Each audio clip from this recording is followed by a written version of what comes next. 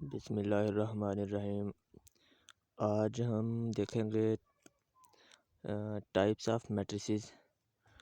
तो types of matrices में सबसे पहली जो हमारे पास टाइप है वो है रो मैट्रिक्स। तो रो मैट्रिक्स क्या होता है? A matrix having a single row is called row matrix, यानी ऐसा मैट्रिक्स जिसके अंदर सिर्फ और सिर्फ एक रो हो। जैसे ये लिखा हुआ है m इज इक्वल टू 1 2 3। आप देख सकते हैं ये सिर्फ एक ही रो है। कॉलम बेशक जितने भी हों, 3 कॉलम बनते हैं इसके, लेकिन कॉलम की कोई इसमें कंसर्न नहीं है। कॉलम जितने भी हों, रो सिर्फ एक होनी चाहिए। ये अब दूसरा मैट्रिक्स है n इज इक्वल टू 1 6। इसमें भी देखें आप, एक ही रो है और कॉलम 2 है। o is equal to 4। ये एक ही कॉलम है और एक ही रो है। कॉलम जितने भी हों, रो एक ही हो, तो उसको हम रो मैट्रिक्स बोलते हैं। फिर इसी तरह से कॉलम मैट्रिक्स है। A matrix having a single column is called a column matrix. इसमें आप देखें रो कितनी बन रही है, m is equal to 1 2 3। Row 3 बन रही है, लेकिन कॉलम कितना है? कॉलम एक ही है। तो कॉलम एक ही हो, रो जितनी हो, इसको हम कॉलम मैट्रिक्स बोलेंगे। ये n इज इक्वल टू 1 6, ये भी एक ही कॉलम है। o इज इक्वल टू 4, ये इसमें भी एक ही रो है और एक ही कॉलम है, लेकिन रो को छोड़कर हम कॉलम देखेंगे, कॉलम एक है, लिहाजा ये कॉलम मैट्रिक्स है। इसके बाद है rectangular matrix. A matrix in which number of rows is not equal to number of columns is called a rectangular matrix. यानी ऐसा मैट्रिक्स जिसके अंदर number of rows and number of columns are not equal, यानी कि जितनी रोज हों उतने ही column ना हों। जैसे ये मैट्रिक्स है m इज इक्वल टू 1 2 3 4 5 6। अब इसमें अगर देखें तो नंबर ऑफ रोज कितने हैं? 2, और नंबर ऑफ कॉलम्स कितने हैं? 3। यानी number of rows is not equal to number of column, therefore m is rectangular matrix. इसी तरह n इज इक्वल टू, ये भी इसमें देखें आप, 2 कॉलम्स हैं और 3 रोज हैं, ये भी रेक्टेंगुलर मैट्रिक्स है। स्क्वायर मैट्रिक्स इसी का उल्टा होता है। उसमें यह है कि number of rows and number of columns are equal. A matrix in which number of rows is equal to number of columns is called square matrix. उसमें नॉट इक्वल था, यहाँ इक्वल आ गया। m इज इक्वल टू 1 2 3 4, यानी 2 रोज हैं इसमें और 2 column है, इसलिए ये स्क्वायर मैट्रिक्स है। n इज इक्वल टू, ये एक रो, ये दूसरी, ये तीसरी, 3 रोज हैं और 3 ही कॉलम है, एक कॉलम दूसरा तीसरा, इसलिए हम इसको भी स्क्वायर मैट्रिक्स बोलेंगे। इसके बाद अब आगे है नल मैट्रिक्स। तो नल या ज़ीरो मैट्रिक्स क्या होता है? A matrix whose each in element is zero.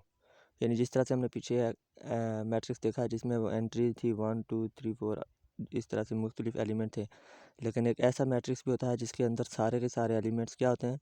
Zero. उसको हम ओ से डिनोट करते हैं। It is denoted by capital O is equal to, अब ये देखें इसके अंदर एक ही एलिमेंट था और वो भी ज़ीरो है, इसलिए हम इसको नल या ज़ीरो मैट्रिक्स बोलेंगे। ये इसके अंदर 2 मैट्रिक्स थे, एलिमेंट्स थे, दोनों ज़ीरो हैं, इसलिए ये भी नल मैट्रिक्स या ज़ीरो मैट्रिक्स है। इसके अंदर 4 एलिमेंट्स थे और चारों ज़ीरो हैं, इसलिए ये भी नल या ज़ीरो मैट्रिक्स है। अब हम देखते हैं आगे ट्रांसपोज ऑफ मैट्रिक्स। तो ट्रांसपोज क्या होता है? हमारे पास फर्क करते हैं, एक मैट्रिक्स है कैपिटल ए, वो कोई भी मैट्रिक्स दिया हुआ है, हम उसकी रोज़ जो हैं वो कॉलम में चेंज करते हैं और कॉलम्स को रो में चेंज करते हैं। यानी कि अगर 1 2 3 का रो लिखा हुआ है रो में, इसको हम रो से हटाकर कॉलम में लिखेंगे, ऊपर नीचे करके 1 2 3 ऐसे। तो ये रोज़ को जब कॉलम में चेंज करेंगे तो जो नया मैट्रिक्स बनेगा उसको हम बोलेंगे ट्रांसपोजर मैट्रिक्स।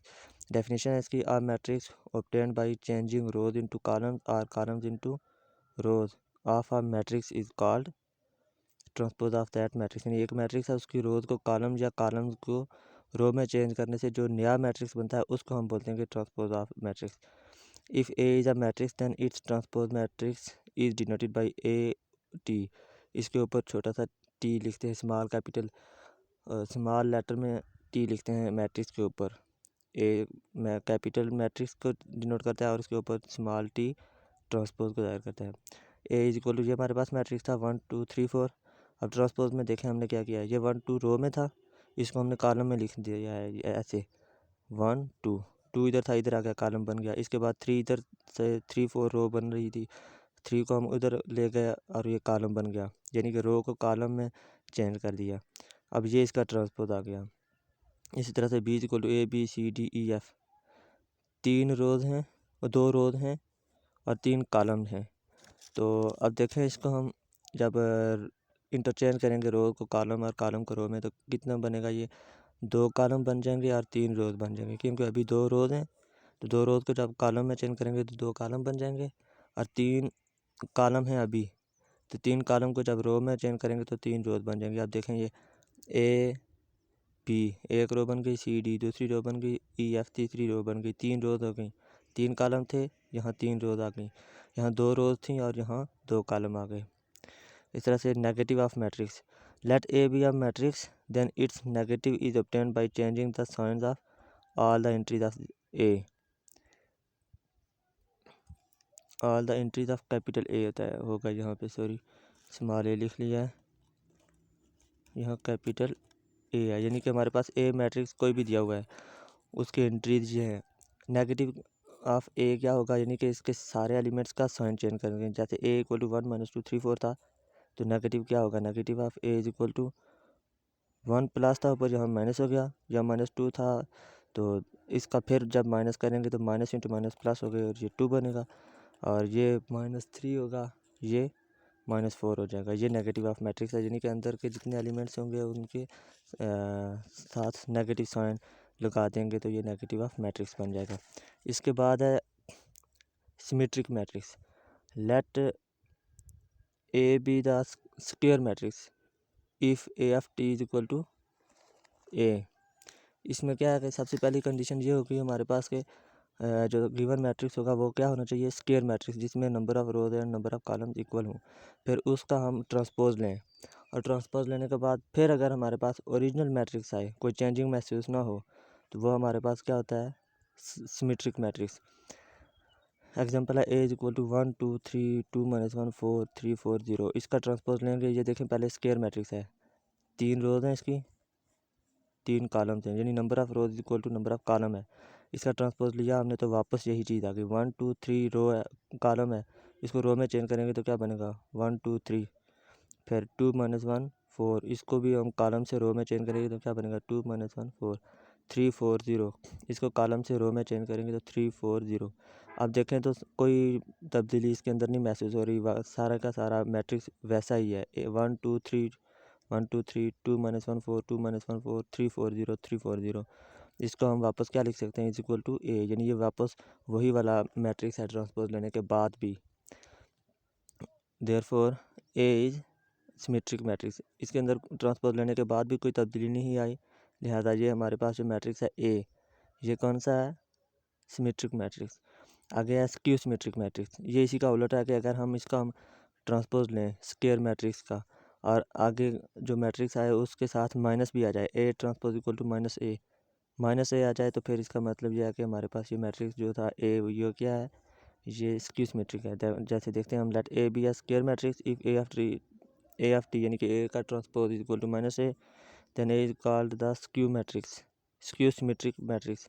एग्जांपल ये ए मैट्रिक्स दिया हुआ है, इसके में देखें 3 ही रोज हैं या 3 ही कॉलम है, यानी स्क्वायर मैट्रिक्स है, number of rows equal to number of column. इसका ट्रांसपोज लिया हमने, वैसे ही रो को कॉलम में चेंज किया, तो ये आप देखें मैट्रिक्स ये बन गया है ट्रांसपोज का। अब इसके अंदर से हम देखें अगर माइनस वापस कॉमन लें, इसमें से माइनस कॉमन लें तो क्या बनेगा, ये 0 था, इसके साथ प्लस माइनस का फ़र्क नहीं पड़ेगा। यह -2 है, इससे माइनस कॉमन लेंगे तो प्लस हो जाएगा, ये -3 इससे माइनस कॉमन लें तो ये भी प्लस बन जाएगा, यहाँ से माइनस कॉमन लेंगे तो यहाँ माइनस आ जाएगा और बाहर माइनस आ जाएगा। अगर इसको वापस हम अंदर मल्टीप्लाई करें तो माइनस इंटू माइनस प्लस, ये वापस 2 बनेगा। 0 के साथ फिर कोई फ़र्क नहीं पड़ेगा, ये माइनस है, इससे माइनस कॉमन लिया तो ये बाहर आ जाएगा माइनस, और ये प्लस बन जाएगा। ये -3, ये भी +3 है, माइनस कॉमन लेंगे तो ये माइनस बन जाएगा। इसके बाद ये +1 है, माइनस कॉमन लेने से यहाँ ये माइनस बन जाएगा, और ये 0 पे भी कोई फ़र्क नहीं पड़ेगा। अब देखें माइनस बाहर आ गया, और अंदर का जो मैट्रिक्स है, जितने भी एलिमेंट्स हैं, ये सारे के सारे अब बिल्कुल वैसे ही हैं जैसे ए के अंदर थे। इसका क्या मतलब हुआ कि ये जो हमारे पास ए ट्रांसपोज है, ये किसके इक्वल है, माइनस नेगेटिव ऑफ ए। अब यही डेफिनेशन थी कि अगर ए स्क्वायर मैट्रिक्स है उसका ट्रांसपोज लें और वो नेगेटिव ऑफ ए के इक्वल आए, तो ये हमारा स्क्यू सिमेट्रिक मैट्रिक्स होगा। अब ये हमारे पास आखिरी है नीचे diagonal matrix. A square matrix A, यानी स्क्वायर वही जिसमें नंबर ऑफ रोज और नंबर ऑफ कॉलम्स इक्वल होंगे, is called a diagonal matrix if at least any one of the entries और elements of its diagonals is not zero and non diagonal entries are zero.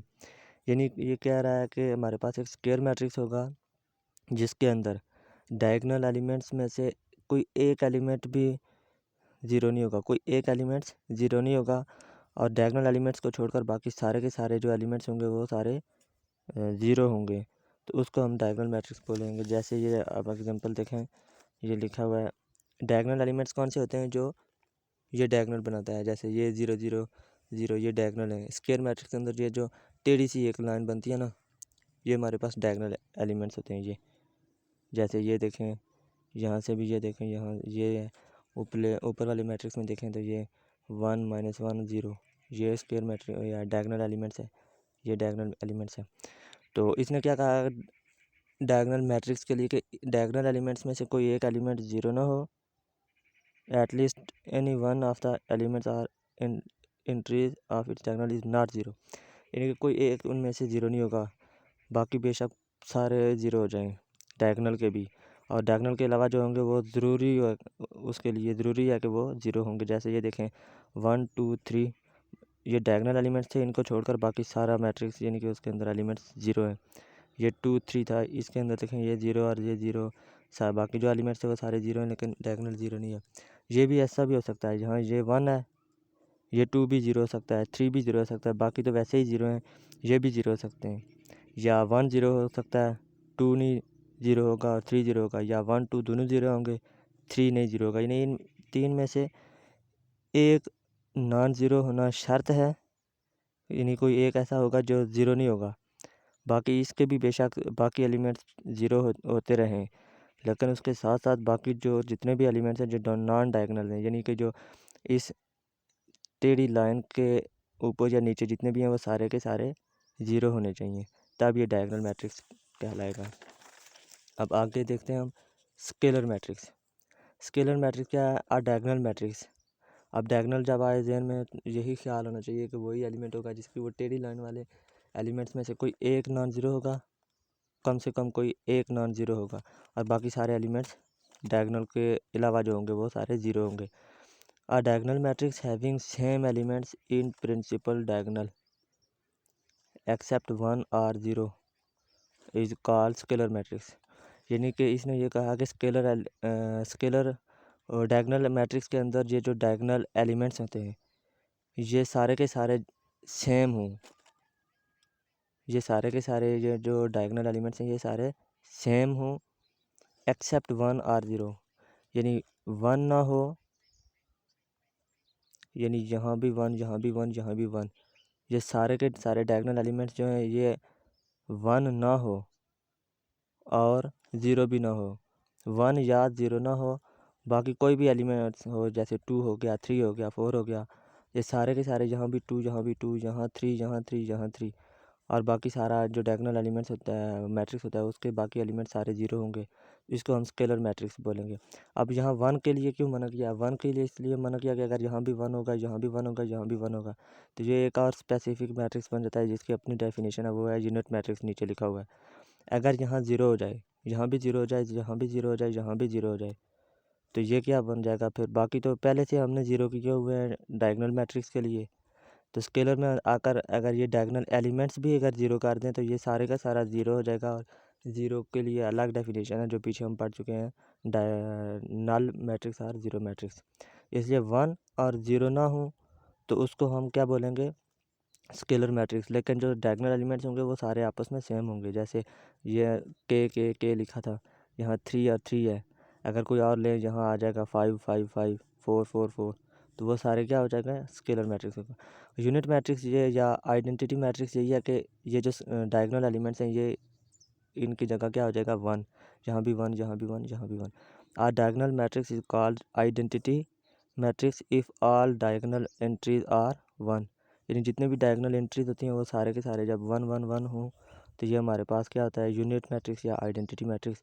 It is denoted by capital I से इसको हम denote करते हैं, तो I is equal to 1 1 1, बाकी देखें सारे नॉन डायगोनल एलिमेंट्स जो हैं वो ज़ीरो हैं।